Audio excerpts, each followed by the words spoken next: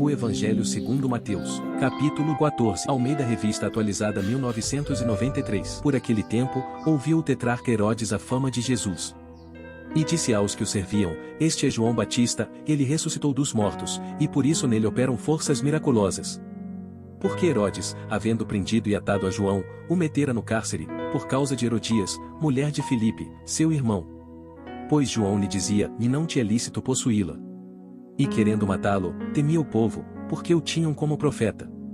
Ora, tendo chegado o dia natalício de Herodes, dançou a filha de Herodias diante de todos e agradou a Herodes. Pelo que prometeu com juramento, dar-lhe o que pedisse. Então ela, instigada por sua mãe, disse: Dá-me aqui num prato, a cabeça de João Batista.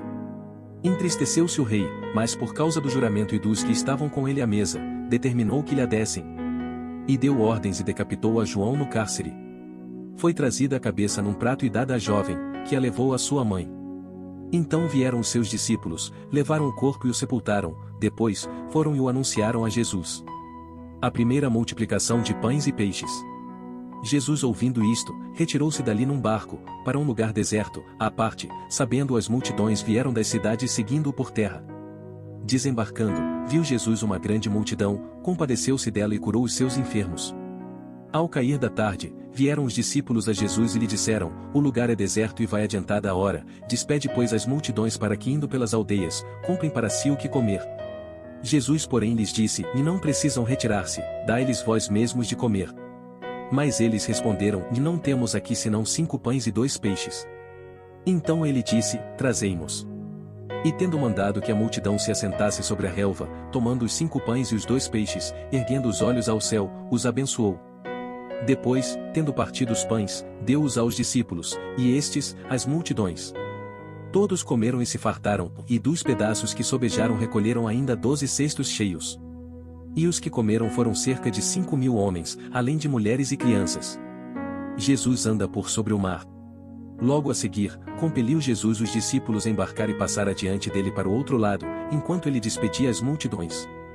E despedidas as multidões, subiu ao monte, a fim de orar sozinho. Em caindo a tarde, lá estava ele só. Entretanto o barco já estava longe, a muitos estádios da terra, açoitado pelas ondas, porque o vento era contrário. Na 4ª vigília da noite, foi Jesus ter com eles andando por sobre o mar. E os discípulos, ao verem-no andando sobre as águas, ficaram aterrados e exclamaram: É um fantasma! E tomados de medo, gritaram.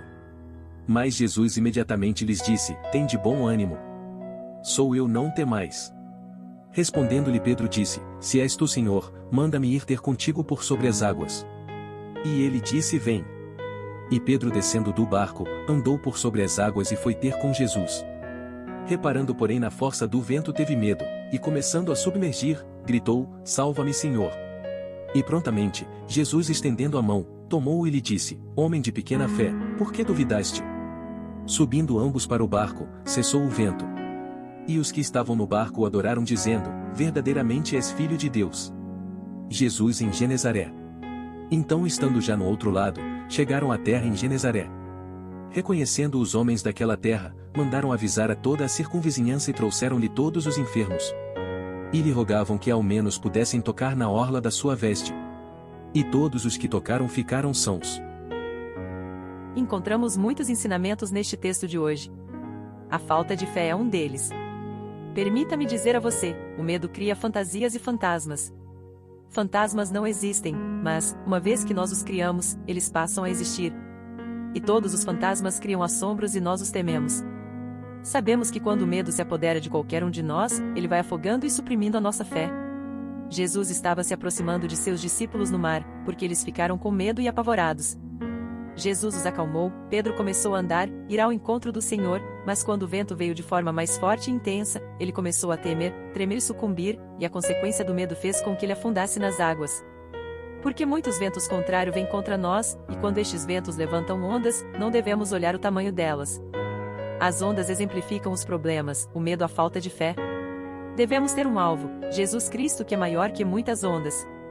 Muitos ficam desanimados, muitas vezes até desfalecidos, caídos em dúvidas. O grande antídoto de que precisamos para vencer os medos, os obstáculos e as situações tenebrosas que enfrentamos nesta vida é encontrado na Palavra de Deus, que fortalece e nos alicerça no Senhor, porque é Ele quem cuida de nós.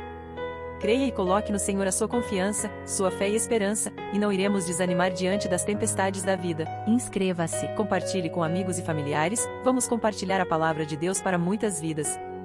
Deus o abençoe grandemente.